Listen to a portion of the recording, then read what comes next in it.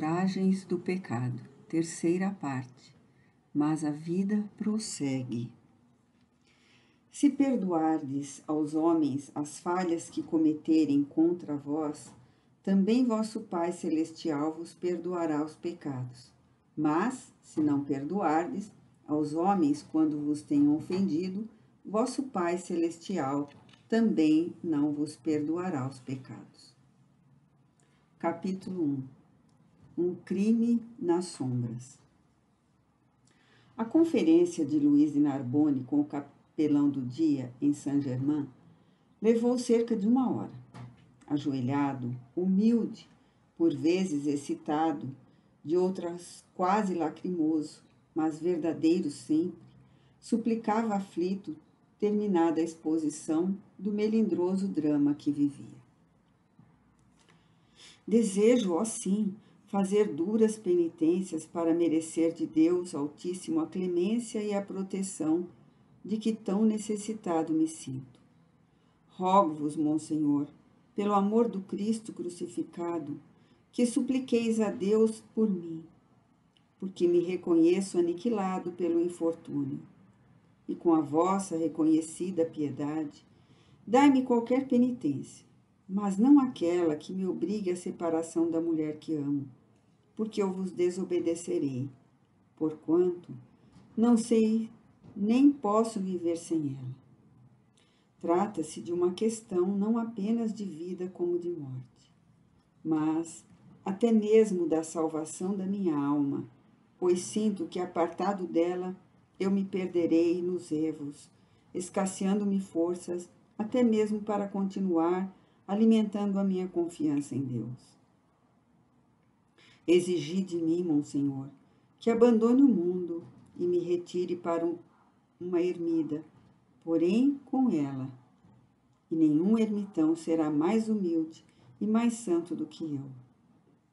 Mandai que renuncie à minha posição na corte, que legue aos pobres de Paris ou à igreja todos os meus bens, os meus palácios, os meus títulos, para viver numa choupana, alimentando-me das plantas que eu mesmo cultivar, com o esforço dos meus braços, tal o último camponês da França. E eu vos atenderei sem uma réplica. Mas deixai-me a minha mulher, porque sem ela, eu já vô-lo disse, não mais saberei respeitar nem o próprio Deus. Blasfemais, senhor conde, proíbo-vos que assim continueis a vossa confissão.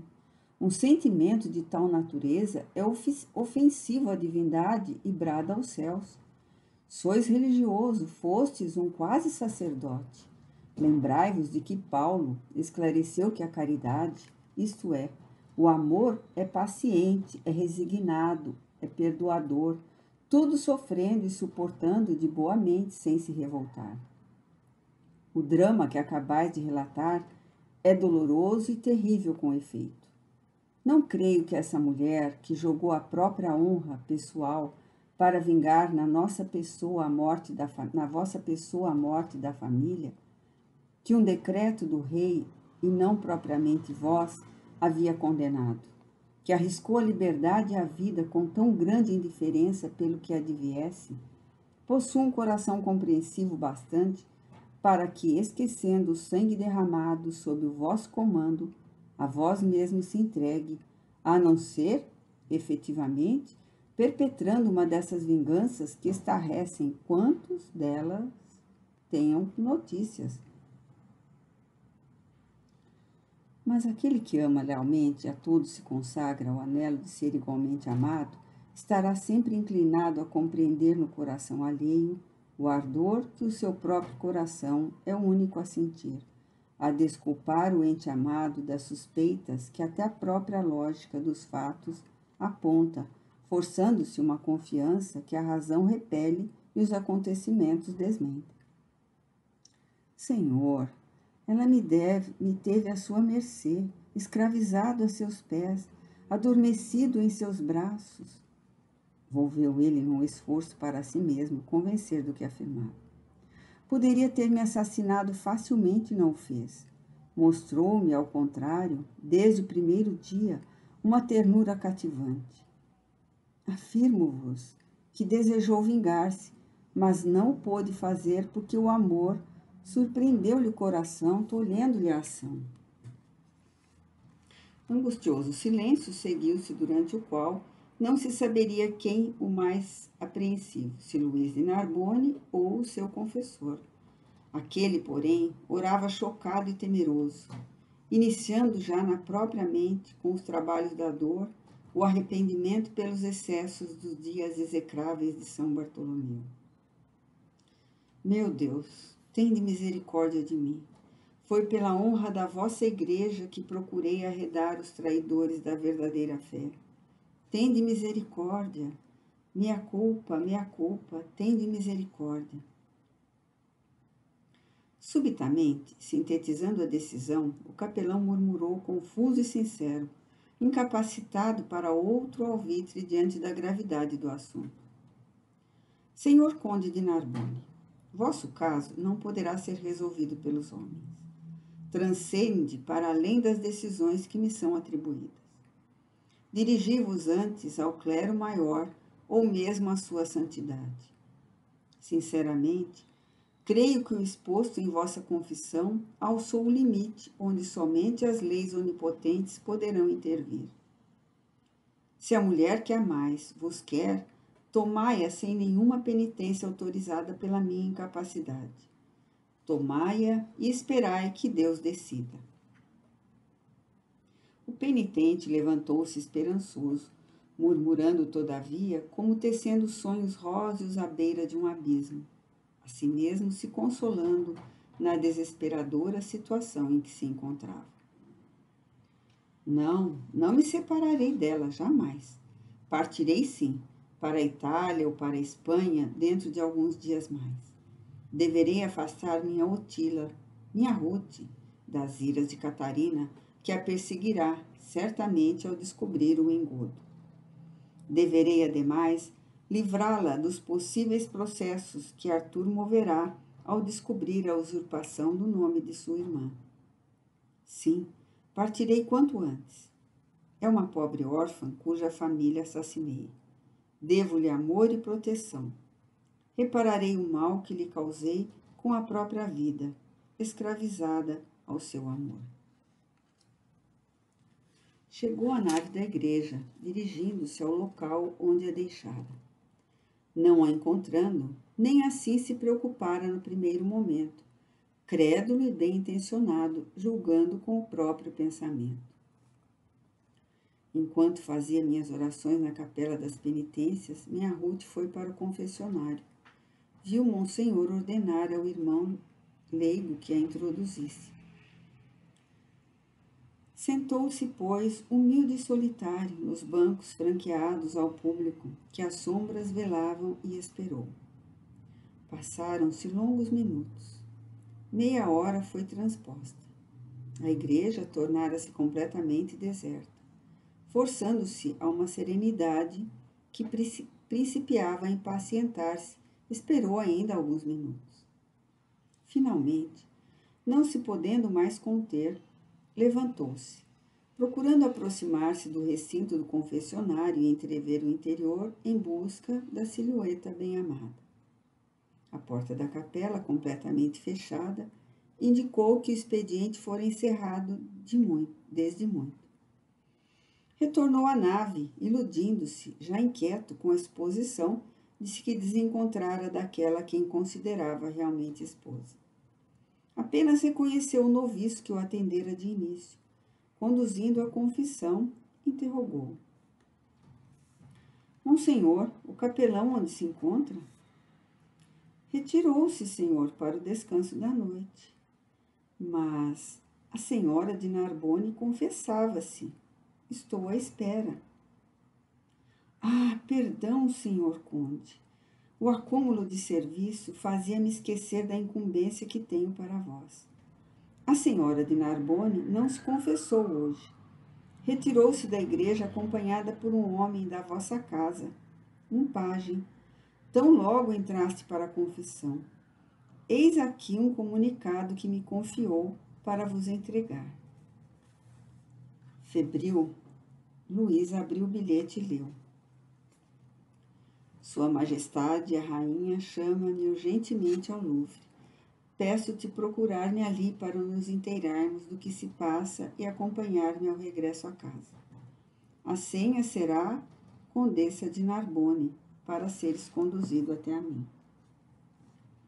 Retirou-se então o capitão da fé, a angústia estorcendo-lhe a alma, presumindo que Catarina, informada dos acontecimentos por Monsenhor de B e Reginaldo de Trulles, os quais reconhecia declaradamente hostis à sua mulher, mandara a buscar a fim de esclarecer o temeroso assunto, e que àquela hora estaria a pobre jovem respondendo ao interrogatório sucinto para receber o castigo, pois a megera, a quem chamavam Rainha da França, comumente não aguardava o raiar do dia para a prática das abominações que resolvia. Antes, agia de preferência dentro das trevas da noite, por mais propícias à encoberta dos crimes. Uma associação de ideias e suposições imediatas desfilou a sua imaginação traumatizada pelo desespero de causa em que se reconhecia.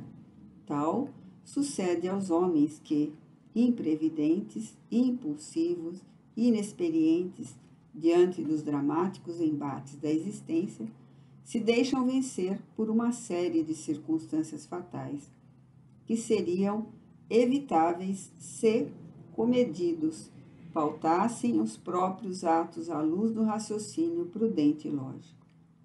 Luís concluiu consigo mesmo, de certo, sugestionado ainda pela sua feraz inimiga do plano invisível, cujo nome tão frequentemente era por ele evocado por entre vibrações vigorosas. O recado de Catarina teria seguido para o palácio de Narbonne. Rupert recebeu-o, trouxe-o a Ruth, pois sabe que a estas horas, não nos achando em casa, é que estaríamos em orações vespertinas em Saint-Germain. O guarda dos portões viu-nos passar em trajes penitentes.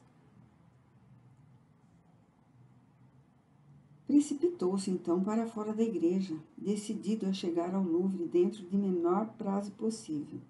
E não vendo a carruagem que os trouxera, atirou-se para a primeira que encontrou à espera de fregueses, ordenando apressado. Ao Louvre com a maior rapidez. Desde muitas horas antes, acometido por violenta excitação, debatendo-se em estado mórbido de choques nervosos, o capitão da fé não teve a previdência de voltar ao seu palácio a fim de se acompanhar de uma escolta de defesa, na ausência do seu escudeiro que supunha ter seguido com Ruth, ou mesmo pensou encontrá-lo no próprio Louvre, com a escolta comum nos serviços dos grandes senhores da época. Assim, dirigiu-se sozinho para a residência da grande rainha.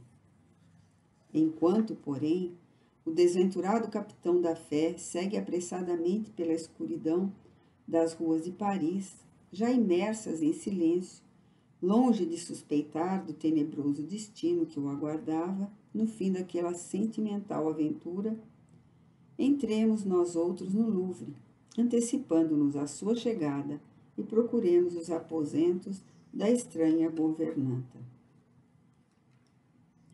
Catarina de Médici era valorosa e enérgica, porém intimamente assaz, medrosa de que alguma fatalidade a atingisse.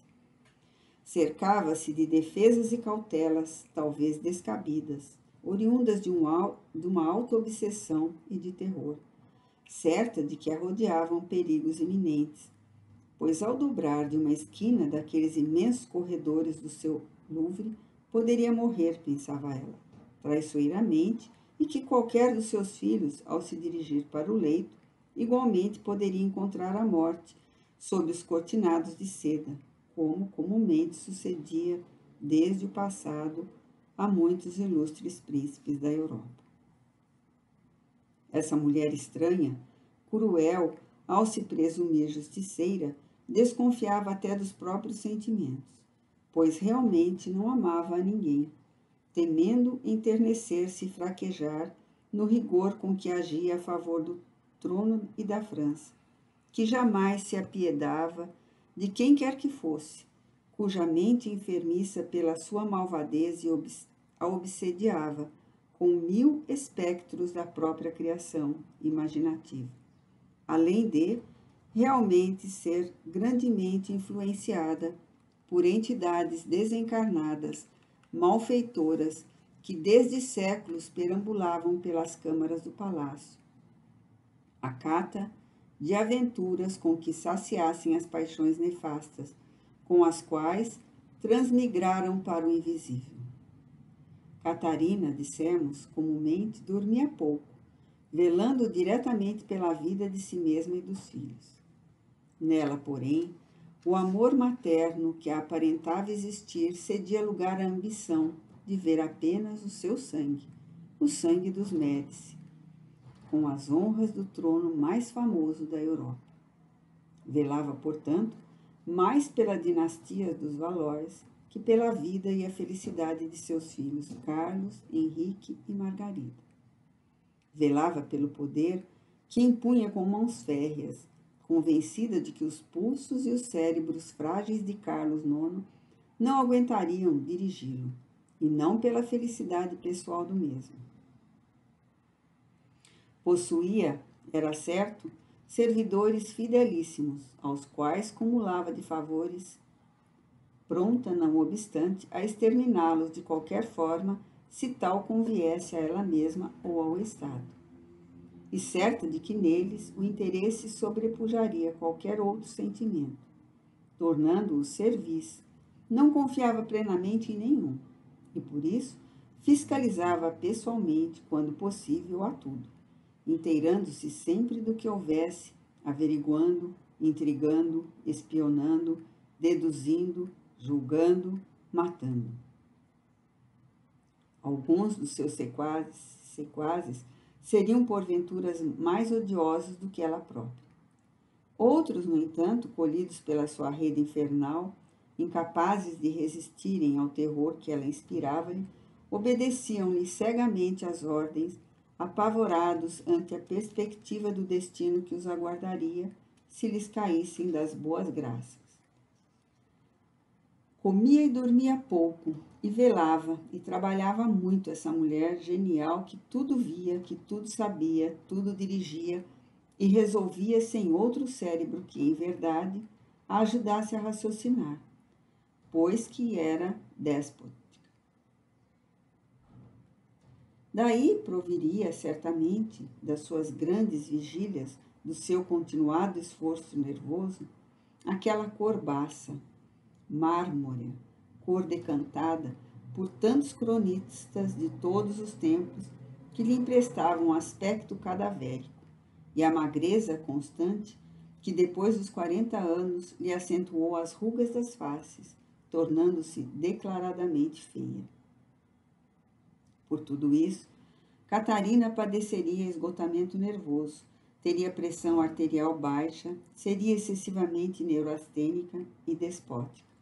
Mesmo histérica, e pelo pouco que dormisse, seria acometida de aflitivos pesadelos, ao passo que, dado seu nervosismo, comprimido por uma vontade rija de dissimulação, sofreria gastrites e dispepsias, distúrbios do sistema neurovegetativo, males estes de origem antes psíquica do que mesmo física, só curáveis pelo saneamento moral mental, o que a ela era impossível pela época.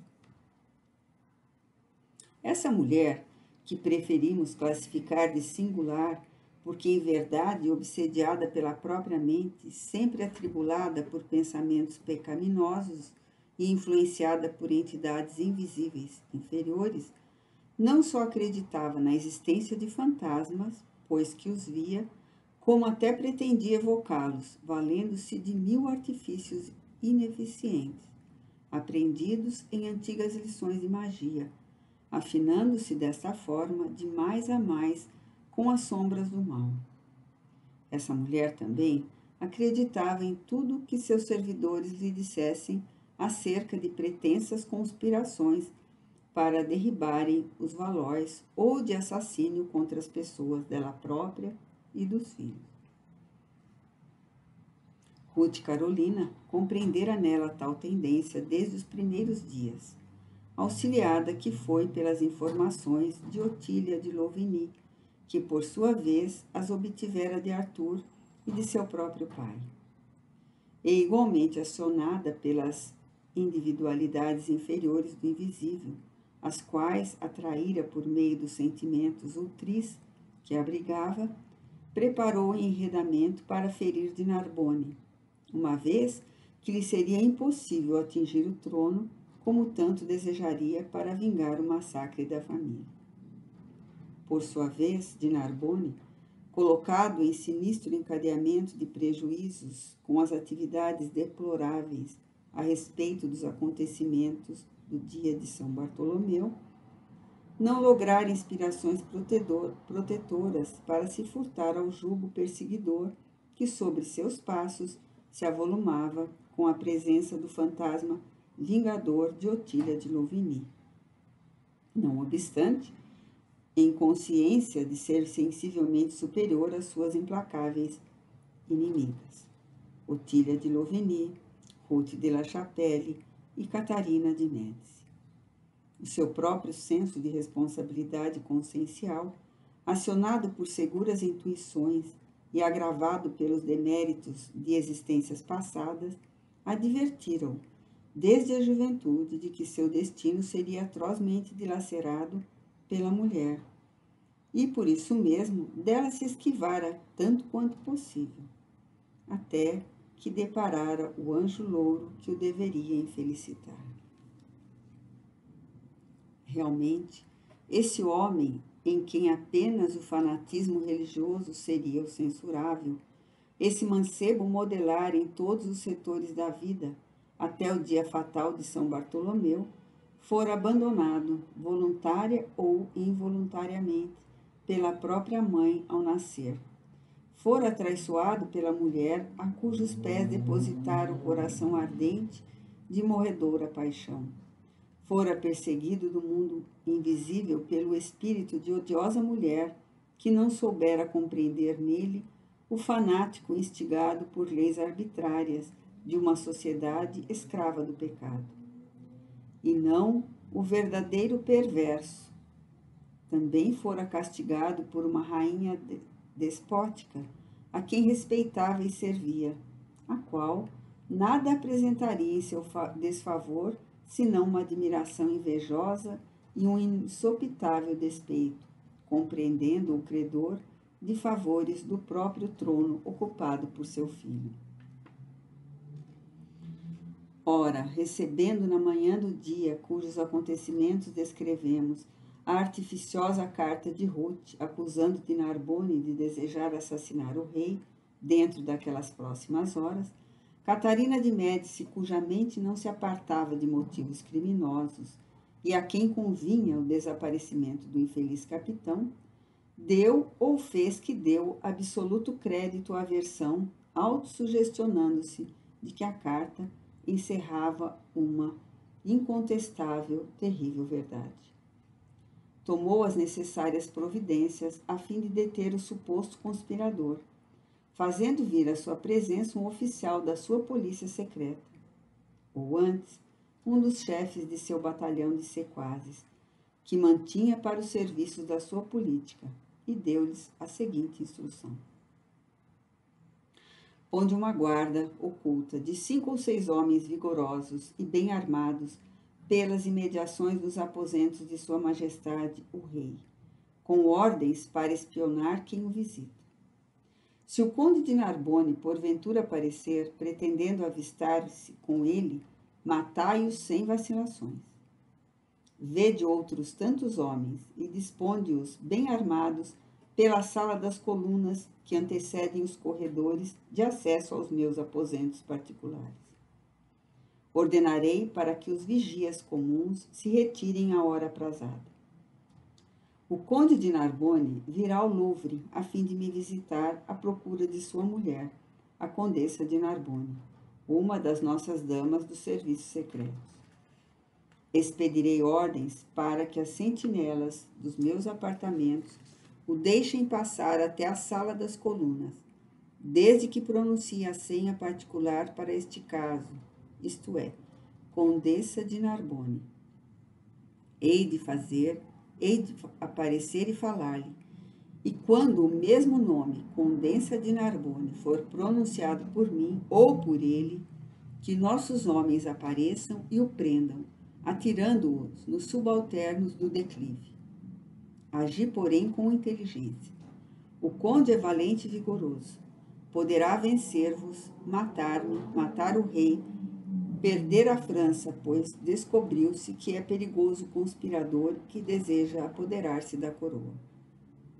Vossa liberdade, vossa fortuna, mesmo vossa vida responderão pelo êxito da empresa. Será indispensável sigilo se estimais a vós mesmo.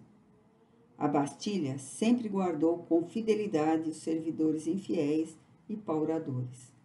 Os nossos homens emboscados não deverão saber de quem se trata de prender.